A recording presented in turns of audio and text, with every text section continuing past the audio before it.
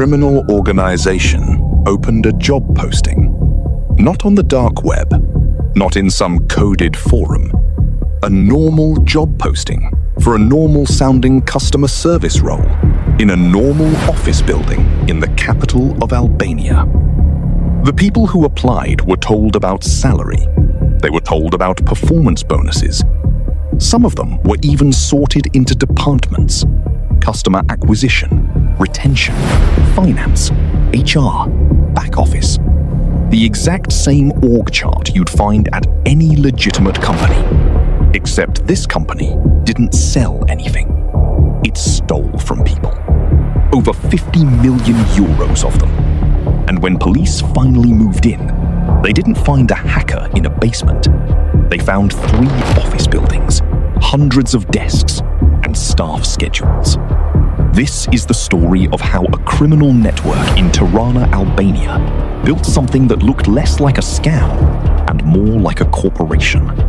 And how, when they were done stealing from someone, their solution wasn't to disappear.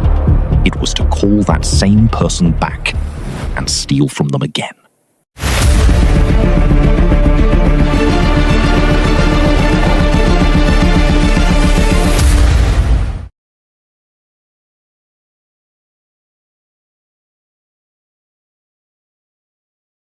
It started, as these things often do, with an ad.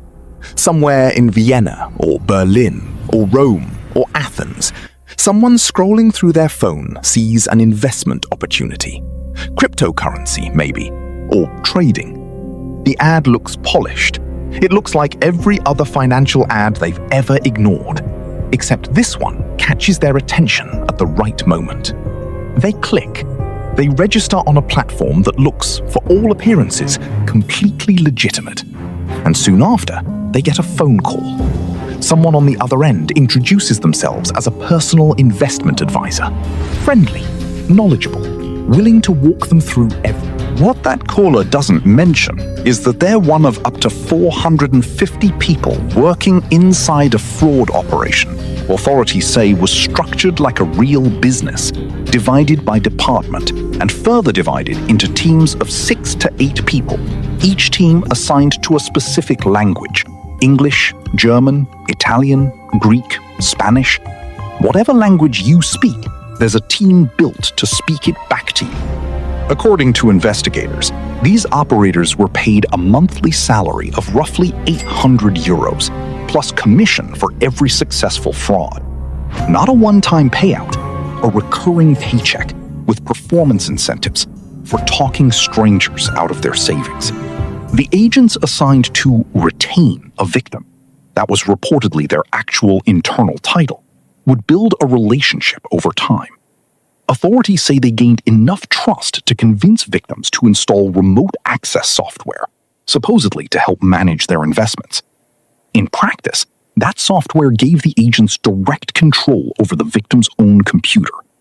From there, according to the investigation, they applied sustained psychological pressure to push for larger and larger deposits. Here's where the story turns from a familiar fraud into something colder. Once a victim had been drained, once there was nothing left to extract, most scams simply move on to the next target. This one, according to investigators, did something else. The network went back to the people it had already scammed. Using different names and different identities than the ones the victims already knew, operators reportedly reached out again, this time offering to help recover the money that had been stolen. For a fee, of course. Victims were told to open a cryptocurrency account and deposit around 500 euros to begin the recovery process. The people making that call, authorities allege, were often the very same operation that had taken the original money. The victims had no way of knowing that the hand reaching out to help them was the same hand that had robbed them in the first place. The unraveling took time. It always does with something built this deliberately. Austrian authorities in Vienna began noticing something in the summer of 2023. A rising number of fraud reports that seemed to share the same fingerprints, same tactics, same pattern of a friendly advisor turning into a controlling one. Same follow-up recovery pitch months later. What followed was more than 2 years of investigation, eventually becoming a joint operation between Austrian and Albanian authorities, with Europol and Eurojust coordinating across borders. To manage evidence in real time between two countries, investigators set up what's called a virtual command post, essentially a shared digital war room, letting Austrian and Albanian teams trade information as the case developed.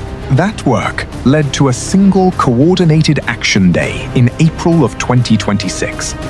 10 people were arrested in Tirana. Investigators searched 3 call centers and 9 private homes. What they found inside gives some sense of just how large this operation had grown. Nearly 900,000 euros in cash, 443 computers, 238 mobile phones, 6 laptops, and a stack of additional storage devices. The physical footprint of an operation that had been running, by some estimates, for years.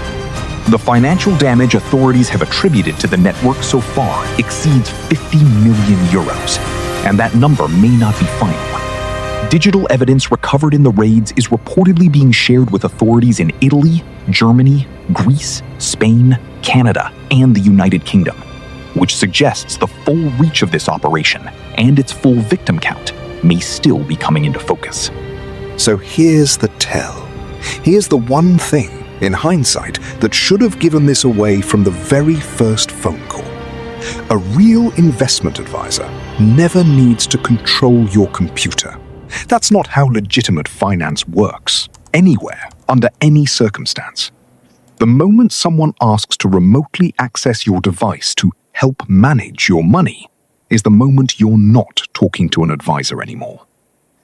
And if you've ever lost money to a scam, and someone calls you out of nowhere offering to help you get it back for a fee, that's not a rescue. Fraud investigators across multiple countries have flagged this exact pattern for years.